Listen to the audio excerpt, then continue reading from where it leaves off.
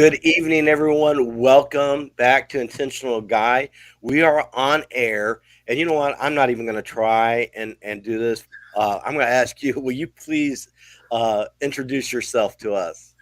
Sure. Thank you, Michael. My name is Tsombawi Knibye Jr., and I'm going to let Michael stick to Tsombawi and stop right there. And There we go. That will work. So I have a hard enough just saying my last name, Chestnut. Okay. So, listen, I'm so glad you're here today with us. We're going to be you have a book out that's called Let Go Baby 2, and that is a prequel to something that your wife had had done. So, I would like you to tell us a little bit about that because I think this is a subject I like bringing I like this because this is bringing something unique to our show, and I do know a couple of our audience members who have gone through this as well. So give sure. you the Yeah. floor for a minute. Yeah. So, Letting Go of Baby is the book that I wrote. It's about baby loss from the male perspective. And so, what happens is that my wife actually wrote the original book, Letting Go of Baby, which, if you're looking video wise, you can see here, Letting Go of Baby. And in 2010, I'm sorry, not 2010, in 2009, we experienced baby loss. And Mhm. so, just to keep a long story short, my wife was journaling, you know, through this process. And what happened was she turned the journal into a book. And when she did that, she ended up writing the book. It came out in 2015.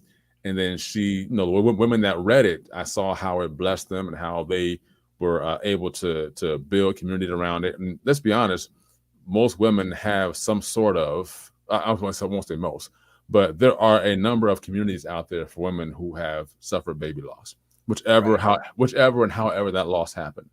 And right. so then 2 years later, her and her best friend, who's a counselor, wrote the follow-up book to that. It was called What's Next?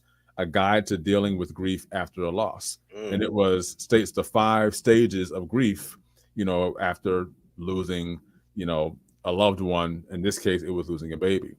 And so in 2017, I started writing the male perspective of letting go of baby.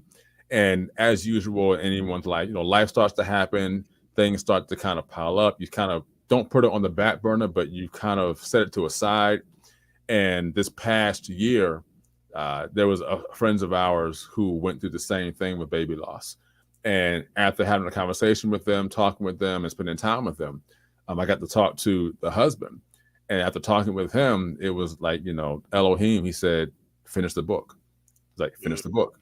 And so it went from being, every week I would be in the book to every day until it was finished and completed. yeah. And it really, inspired me to finish and to make sure it was a complete thing. And so now the book is out, and it's right now. I've gotten some great reviews from men and from women as well, Right. who have either they've read the book or they have know their husband has read it, and they've kind of been able to see a change in them from that communication standpoint and many other things. And so my biggest hope is that men will be able to deal with, heal from, and be free of dealing with that situation that you might not have dealt with or that you didn't know how to deal with, because as men we're just taught to kind of like just hold it in and just Yeah. let it go, but letting it go in a way that's not necessarily healthy for us. Right. And so that was uh the purpose behind writing Letting Go of Baby too. So Well, and I think a couple things you said. I think it's probably healthy for a woman, a wife, to read your book because it gives you a perspective. It would give them a perspective of what their husband's going through that he may not be able to articulate, and vice versa. A husband reading your wife's book so that they can get a perspective of what she's going through with that. Because we're talking about that is you know, that is such a that's a huge loss, yeah. you know, and if you don't deal with that's something that could really uh, destroy you, Yeah. if you let it. Yeah, either individually or it can even destroy your marriage. You Yeah. know, I use the the analogy from, if anyone's ever seen Tyler Perry's movie Why Did I Get Married To? And if you ever seen that movie, there's a scene between Janet Jackson's character and Malik Yoba's character where they're a married couple and they lost their son, who might have been 8 or 9 years old. And what happened was is that in this movie, Malik Yoba, he acknowledges it and he realizes it, that it's something that actually happened. Where Janet Jackson's character as the mother, she never really addresses it, and it starts to tear their marriage apart, because it becomes this huge conflict where they're not seeing eye to eye on that particular moment in time when that happened. And so that could happen in anyone's marriage, or at the same time individually, especially us as men. We're not necessarily very detailed in explaining our emotions and our feelings. And if we do that, it's kind of like, no, dude, you're being a little too sensitive. Like, man up. Yeah. But let's be really honest here. I mean, men hurt too, Right. And we need to be able to have an outlet to be able to talk to other men personally, to get those feelings out, to talk about them in a way where you're not being judged on how you feel and judge how your emotions are, because the Creator gave them to us. Like, they're the feelings He gave us to express. And so it's very interesting to see that there are a number of things that can really eat at you and tear you apart if not dealt with, because now it goes into other situations in your life. And if you don't deal with it, now it starts to trickle into other circumstances in other areas of your life. And you don't really know what's happening, because you're like, man, why is this happening? Well, you never dealt with that situation right there. And it's just beginning to fester, and the seed is growing bigger and bigger and bigger. So. And that's such a cultural issue for us, because I mean, that's how it's always been. I think we're seeing a shift in that now, where people are realizing, where with mental health and stuff, being more awareness to it, and depression and things like that. I mean, you can't just suck up some things. Some things you've got to talk it through. You've got to find things that help you, and I appreciate you sharing your story, because you sharing your story is going to help someone else who's going to go through this, and they can learn from your experience and grow a little bit with it. Yeah, it was a pleasure to write, and even now that it's out and it's circulating, it's just surreal, because it just was an idea, and to be honest, when I was beginning to write it, I was literally talking into Google Drive, and I was just talking. I was just talking it out, because now we don't have to write stuff. We don't have to write stuff now. We can, but I'm like, I'll go back and I'll fix it later. Let me just get it out, get it on paper, and just get it out. We'll fix it later. And when I started this past year, when I went to go finish it, it was like the finishing process was so seamless. It was like everything just came to me just so easy. Now, the hardest part of it was, the editing and making sure this is right, and the grammar and all that stuff. But it kind of just flowed like a river of living water. Like, it was like, wow, it's just really coming out very clear and clean. And so, it was amazing to see the response from other men after reading it and seeing all that's in it, because it's an open book, and it opens the conversation for us to start having as men, and not to keep that inside and bottled up, and to begin to understand that we hurt too, we have feelings, the Creator gave them to us, and we need to express them, but express them in a healthy way. Let me ask you this question, what, without giving away too much in the book and stuff too, but what were some things that you found that were healthy for you, that you learned in this process? Well, for one, I learned that all of the questions that I had were valid, but it was in the answers that I did or didn't get that helped me along the way, and I'll explain that. So, matter of fact, I'm going through inadequacy. I'm going through grief. I'm going through, asking questions, why questions and how questions. And to a large degree, I'm going to be just openly honest. There was a moment in time that lasted longer than what it should have, where I was upset. with Yeah. Elohim. I was, because I'm like, well, why did this happen to us? And what did we do so wrong? And I'm asking all these questions. And see, as a man, we're created to conquer, we're providers and all that. And because when my wife was hurting, I couldn't fix it. Mm. And that bothered me because I'm like, I'm her protector. I'm everything that I was created to be for her husband. I'm her covering, I'm a protector, I'm a provider. And this situation I couldn't fix. Mm. And so it ate away at me because I couldn't fix it. I couldn't control it. And I couldn't I couldn't put it away. It Right. had to stay until the time for that period to pass. And I learned that when you rely on Elohim to be your guide and to be everything that you can't be, because there's going to come a time in your life as a husband that Right. you're not going to be able to fill certain voids or certain things in your wife's life. That's why he's there, and vice versa. Your wife can't fill those certain voids in your life because those are voids that only he can fill. And so that's one thing I learned. The other thing I learned was that I personally didn't, reach out to someone to talk to. Someone reached out to me. Mm. And so in doing that, I was able to see, both sides, of the cookie jar, you would say, where Right. you're looking at it from the natural side, you're looking at it from the spiritual side. And I will be honest again, there are times when someone may be giving you scripture, someone wants to pray with you, and full disclosure, in those moments, that's not what you want to do right then. You don't want to Yeah. hear that scripture. You don't want someone to be praying with you because you're in your feelings. You're right. And what happens is someone asked me, if you were to tell yourself, your younger self then, to go back in time and tell your younger self, something about the situation, what would you tell them, your younger self, when they went through that? And I said, it's going to sound cliche-ish, but I'm going to be very honest.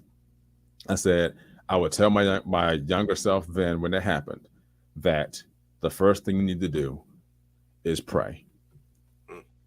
And it sounds cliche-ish, but when you go through something and you learn what you should have done at that time, but you didn't do it, I mean, that's what life lessons are all about. You learn, Right. you make mistakes, you learn from that mistake, and then you know how to deal with it later in life yourself or help someone else out. Yeah. And I've Pass always that on said, to someone else. yeah, exactly. And I've always said, if you're not going to learn from your mistakes, then why make mistakes? Yeah. You're supposed to You're learn. going to keep repeat. You're going to keep repeating your mistakes if you don't learn from them, right? And Exactly. what better way too? Another thing is I like to learn from other people's mistakes because then I don't have to maybe make that mistake if I can learn from you sharing some of the things you've gone through might help that next person that's reading it, that they don't have to make some of the mistakes maybe you did. Exactly. So let me ask you how, first off, writing this has to be very healing to you, Oh, definitely. and therapeutic to do, and probably painful too. There was probably a lot of emotions in putting this project together, I can imagine. Yeah, I didn't realize how I actually felt about it until I started writing it. Like, I knew I felt a certain way about it, like, that's for sure. But I didn't know how in depth the details were until I started writing the book. I'm like, I really felt like that then? Like, I really had those questions then, or it really was that deep? And so as I'm writing it, the situations are playing back in my mind as I'm writing. And I'm like, wow, this is really coming to life. Like, I'm really seeing it over again. But because I had gone through the process of dealing, healing, and being free from it, it wasn't a burden to write the book. It was freeing to write the book. And then it became more freeing because I'm like, I'm going to help other men who have dealt with this, who didn't deal with it, haven't healed from it yet, and aren't free from it. And Right. so that was the inspiration that I got to keep continuing to finish. And so that became the driving force. And being able to do that is a blessing in itself. So let me ask you a question. So your wife wrote her book first. How, and that was in 2015, right? Yes, it was released in 2015. Okay. Yes. So during that time period until and now, um, my question is how was the relationship for you guys walking through this? Was it a difficult one, or was it, I imagine probably like anything, it's definitely probably a roller coaster ride. But how was that as a couple? For us, I mean, we were pretty strong in our relationship, going through this. The difficult, and I can only really speak for me. You Right. gotta read her book to find out how she Yes. really felt. Yes. But I mean, for me, it was one of the toughest things I've ever had to deal with, because I did not know what to do. Like, I didn't know what to do. I was 27 years old, 2 years into our marriage, and so it's I had no idea what to do. Yeah, there's nothing to Only prepare thing, you for that. right? The only thing that I really could do was just be there for her, and like, even if I didn't say anything, like, just be there. Like, that's all I could do. Yeah. There was a time where, and you'll read in the book the actual details of it, where my wife, and this is nothing, no secret. It's in her books and my book, where she just laid in the bed and cried, Yeah. and I just held her, and I'm like thinking in my head, like, what can I say? And I'm like, there's nothing I can say. There's nothing I can say or do to make or help this moment be any better. Yeah. But again, that's where Elohim comes in. He comes in where we fall short. And I fell short plenty of times during this process. But our relationship, it remained strong, because we knew we were going to be parents. We wanted to be parents early in our marriage. But it was getting through this to get us to that next step, where we had Right. to be strong together. And I really wanted to be able to take whatever burden she had off of her and just take it myself, because as her husband, I'm her protector. So I'm like, Right. let me take on the burden so that she can be free from it. But in life, we have to all go through things to help make us stronger and better. And at the time, we don't realize it, but when you look back on it, you see how far you've come from that situation Yeah. to where you are now. Yeah. And what strength you had, you probably didn't see it as strength. You probably felt weak in those moments, like you said, when she was crying and all you could do was hold her. But I see so much strength in that, because a lot of people will want to talk. And Mm, sometimes you don't need to talk. You just need to be there. And that's strength. Knowing those moments when to open your mouth, and those moments to keep them shut. Unfortunately, I don't know the latter part enough. But honestly, there's times when, you know, I don't even there's sometimes when people know I'm praying for them. They're that sometimes when they're right in the midst of that trauma, you know, you they just a hug and I love you is good enough. exactly. And that is you having strength. But for men, like you said, we want to fix it. We want to make it better. We want to help heal that and make it. And this something like this makes you powerless. Yeah. Yeah. And the great thing about it is, I'm glad you said powerless. That's powerful, because it's in our weaknesses that he shows his strength. Oh yes, Oh yeah. yes, yep. And it's in those moments that we learn so much. That you hate to go through those moments. You would never want to go through those moments again, but you also don't want to lose what you learned in those moments as Oh yeah. well. You know, and I think you and your wife probably you got a fourth book you need to do now, one as a couple. Going through that and everything, because marriage is hard enough with that, and then when you put on the loss of a child there, um, I just can't even imagine. I can't even imagine, and I wonder how many guys who are listening to this relate. I mean, I have a couple friends who went through this. In fact, they got bitter because of it, Mm. and um, of course they found, one that I'm thinking of found his way through it like you Mm. did. He didn't write a book or anything, but but there was a time where he almost walked away from God and everything because he Mm. couldn't, he felt he was bitter. Yeah. He was bitter. He was upset. But that's being real. And it sounds like you're being honest and authentic in your book, which is what people need to read and to hear, because it's in those authentic moments like that we can grow, even further in our Yeah. lives. So, Well, I think it's important too to be real and to be authentic. And I think if we go back to the Messiah in the garden, you see for a moment his human side. yeah, He's about to be crucified on the cross, and his prayer is like, if you can take this cup away from me, like, please. But then he reversed right back. He said, but nevertheless, your will be done. yeah, And I use that as an example because you see that split moment.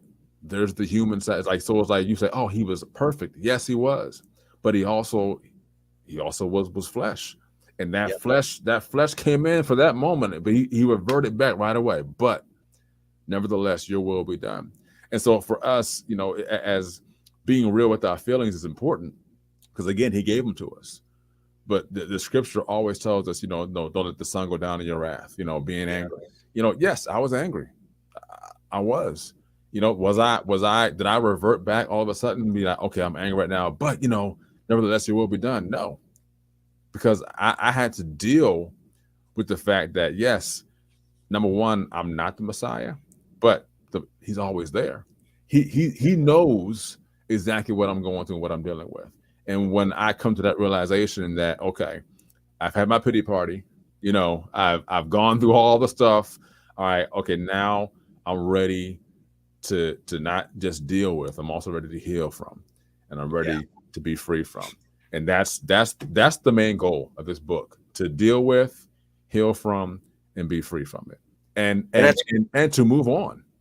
Yeah, and that's great because that's not just that's principles in life too. You don't have to have the loss of a baby to read this book. This book has so many applications to it that you can apply in your life with it. That's going to help you grow with it. Because you said, one of the things I like that you said a minute. Yes, we're human and we can get in our feelings, but we can't let our feelings lead us. We gotta let that's where we gotta let God lead us in that.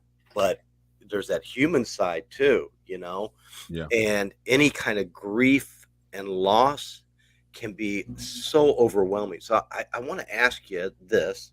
I, I'm going to ask you, so it's not you giving up, coming on here doing this plug. I want you to plug this book. I want you to tell us about give us a little bit more of the book. What? So I get it. Loss of a baby, dealing with it, but I like also you're talking about strength Yeah. and how will this help us as a husband, especially you go through this. You think this book is going to help that guy who's going through this help his wife a whole lot better too? Oh, most definitely. Because this book opens me up to my vulnerability, and it's me putting all of my feelings and emotions in a book for you to read and say, all right, let me see what he really has to say. Because as men, we're taught again to hide it, keep it in, don't say anything, deal with it, man up, be strong.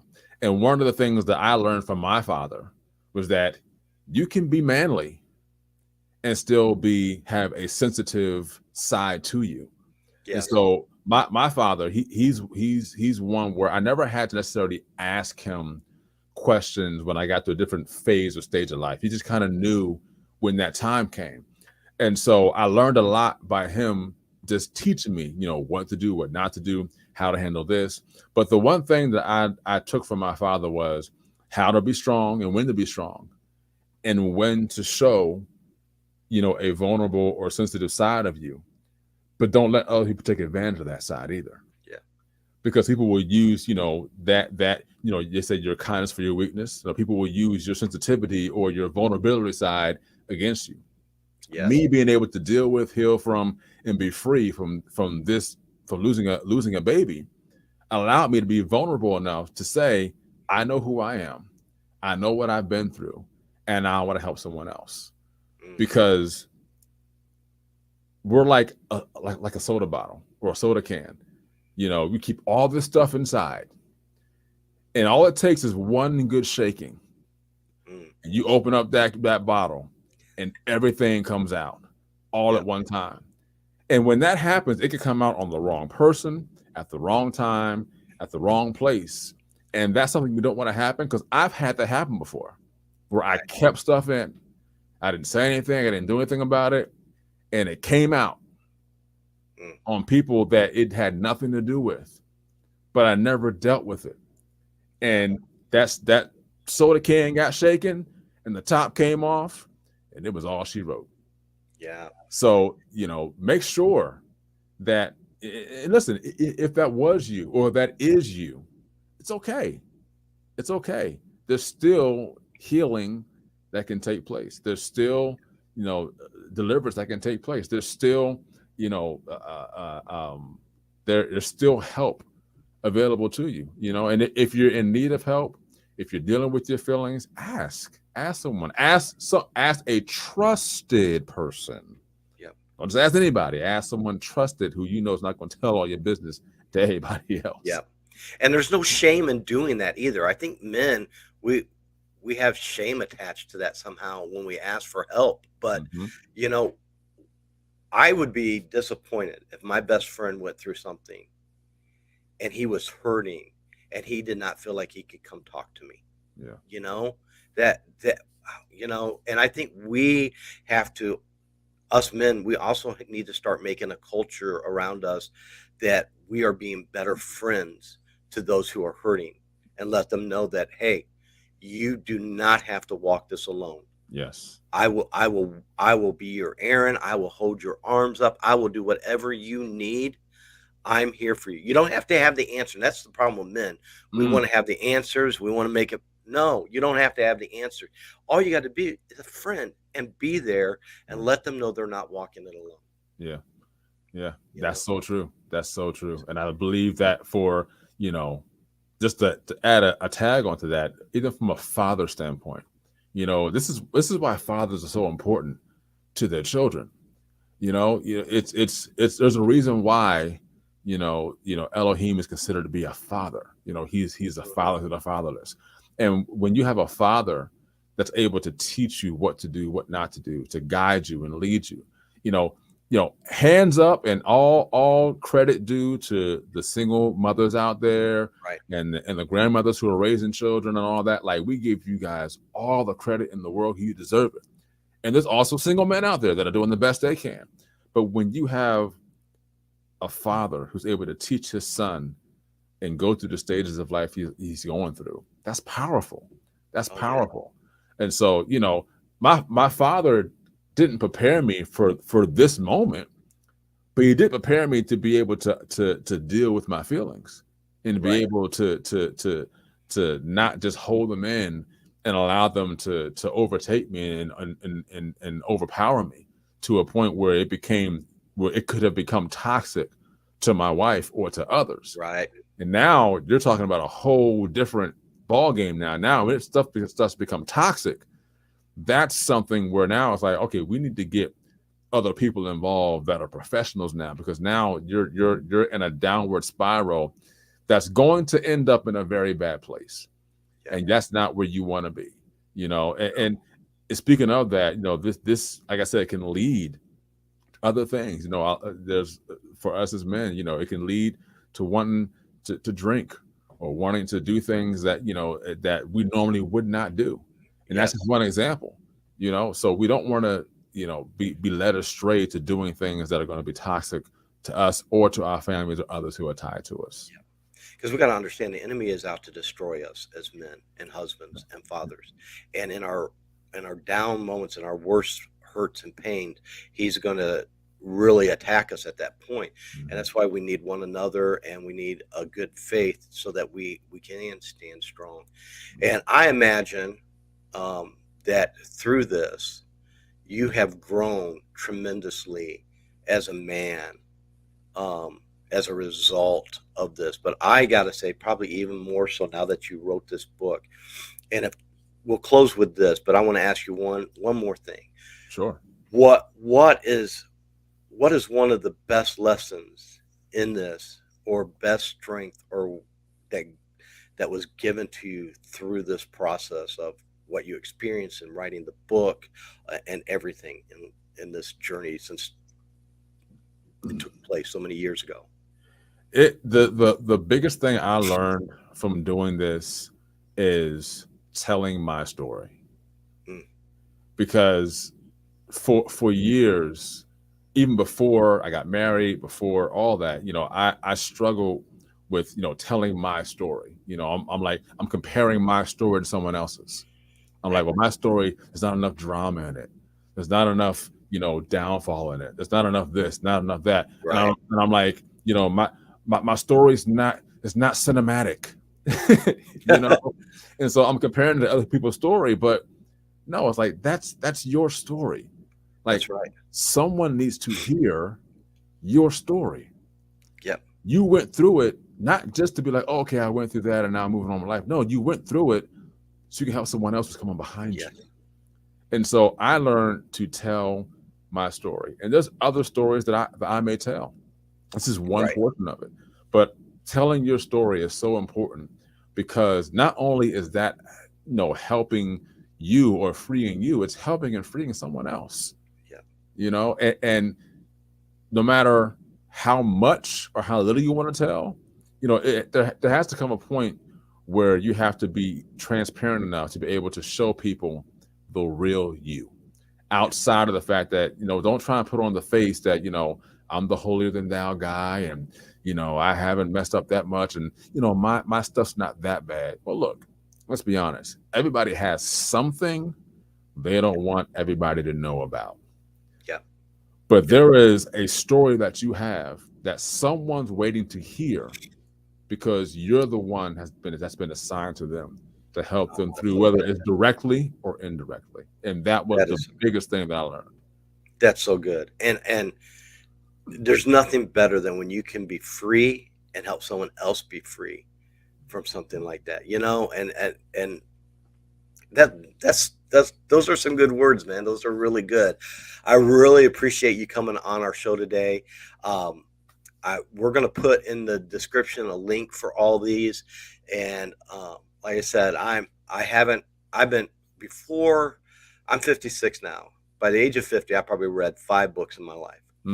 And I've gone through some things in my life, and I've started reading and reading. I can't even tell you how many books I've read in the last 2 years alone.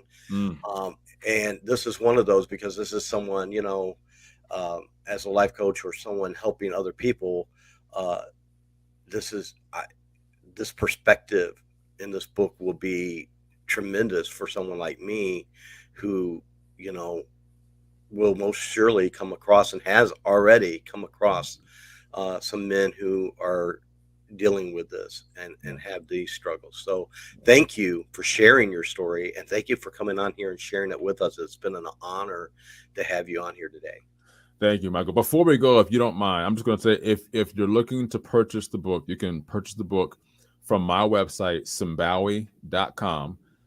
Like you said, we're going to put the details in the podcast, Tsombawi.com. That's TSOMBAWI. You can get it there. Or if you like, you can actually get the entire series and get my wife's book, the book that her and her counselor wrote, and my book as a series, and get all 3 of them if you like to. Awesome. So just wanted to put that. They can go to that website, and that will have all that there. Yes, sir. It'll be all awesome. There. Well, awesome. We'll make sure that's in our description with it. And once again, thank you so much for coming on and sharing your story and being willing to testify to the things in your life and what you've learned. So thank you, Michael. Again. I appreciate it. Thank you so much. And to you guys out there, until next time, keep being intentional. We'll talk to you later.